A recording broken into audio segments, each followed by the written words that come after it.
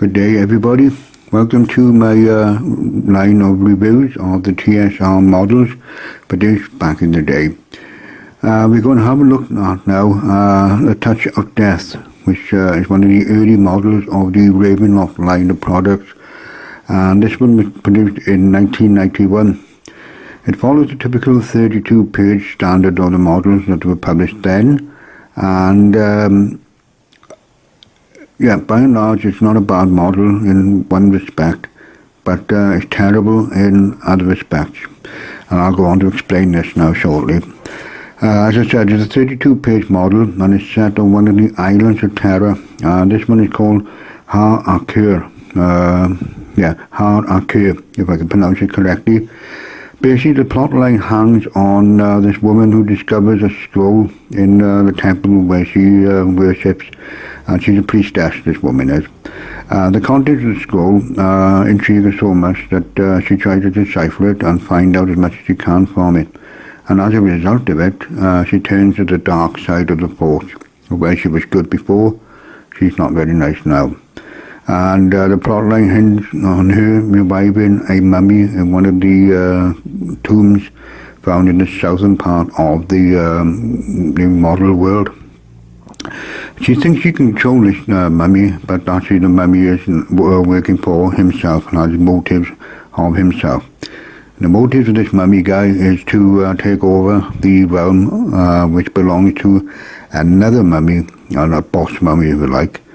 So while the priestess is firmly convinced that she's actually getting this mummy to operate on her behalf, he's actually killing some of the people in the village nearby, and turning them into zombies, sort of desert zombies or mummy-type zombies, to create his own little army.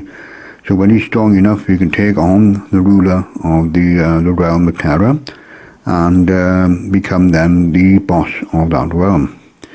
And so when the playing characters come into the model adventure itself, they get involved in trying to figure out what happened with the murders. Now, in the model itself, they got a backstory about this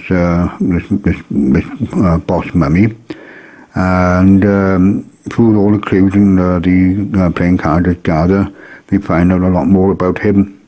And also, there's a timetable in this model where they talk about the first day, third night, third day, fourth night, and so on and so forth. And these are things that happen in the course of the model around the playing characters, so no matter what they do, these things will actually occur. And each event will give them further clues as to what is actually going on in the model itself. There are several places of dungeon interest. There's the Temple of Mudar, if I pronounce it rightly, M-U-D-A-R, Mudar. And then there's the tombs which are at the south of the model, which is the Valley of the Pharaoh's Rest. And the clue is they have to go to the valley at a certain time on a certain night, where this tomb will open up, and then you have a dungeon model then, where they go and explore this particular tomb and find the treasures and, of course, mummies. So by and large, the adventure in one respect is not so bad. It's an atmospheric adventure because you're given ideas of what it's like to be in the searing heat of a desert setting, and also you've got mummies in there, and you also got the tombs of the mummies. So everything was really sort of Egyptian flavoured, and it does come across quite well in that model. Where the problem lies is the railroading of it. It's so railroady, it's absolutely disgusting. For example, now the Ravenloft models of the time had this convention where the playing characters are captured by the mist and taken into the particular realm where the models are set. They have no choice in the matter, and I was okay with it with the first one, the Night of the Living Dead, because that was the first model for first level, so it kind of established the continuity, if you like, and sort of got them into Ravenloft, and then they had to try and find a way of escaping. This model carries on with that, but it also presumes that you work elsewhere in Ravenloft, another realm in Ravenloft, and you have no choice but then to be taken from wherever you are to this place. And the convention they've used here is having the Bistani gypsies and travelling band of Bistanis, and they're taken then by this woman who goes in the wrong direction, and instead of taking them to point A, takes them to point C. And forgive me if you can hear dogs barking in the background. It's happened a few times now, where an owner has chucked the dogs out the garden and they're completely bored and will bark at just about anything that moves out there. It's rather annoying. So my apologies if you can hear that. Right, so yes, the railroady aspect of it is there in spades, and the woman, the gypsy woman, gets attacked by the desert mummies, and there is nothing that the playing characters can do. She gets attacked and she gets kidnapped and she gets turned into a desert mummy, which is for the convention of the Ravenloft setting, of course, for the horror and fear checks, which have consequences depending on the dice roll that will happen or whatever the rules are for that particular aspect. So yes, the playing characters have absolutely no choice in the matter, and no matter what they do, the events are going to take place anyway. So they will be moved towards the conclusion where they have to go down to the Pharaoh's Rest, or the Mummy's Rest place. The end of the model is also another railroady aspect where the playing characters don't even take part in what goes on.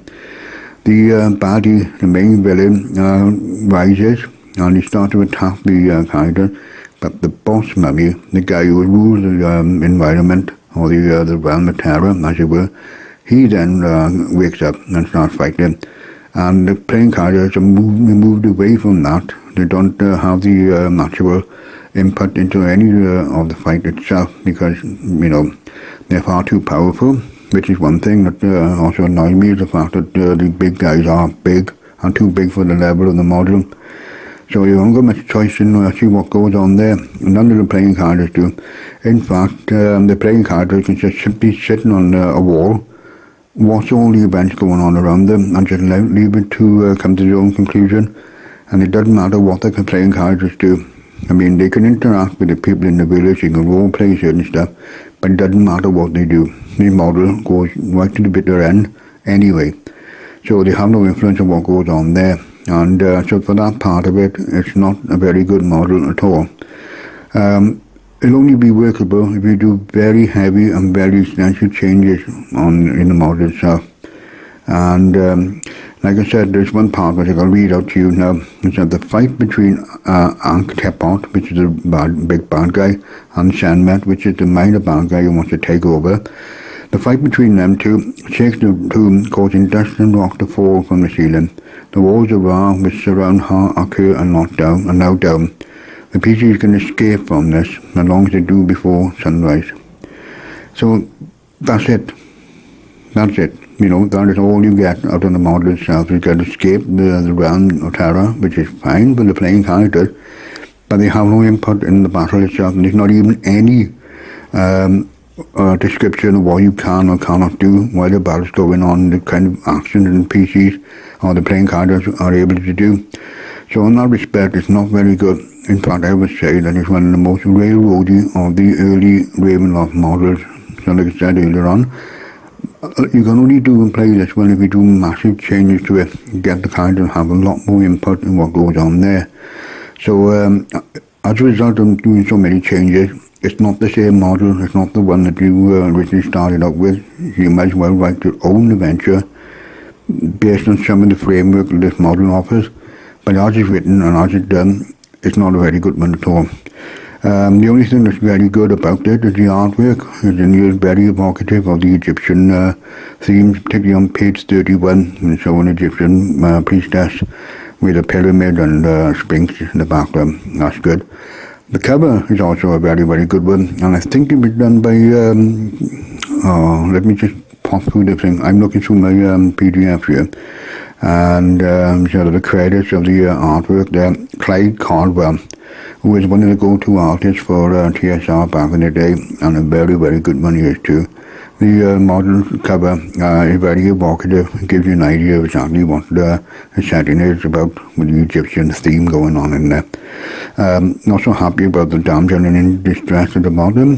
I think that's a bit sexist myself.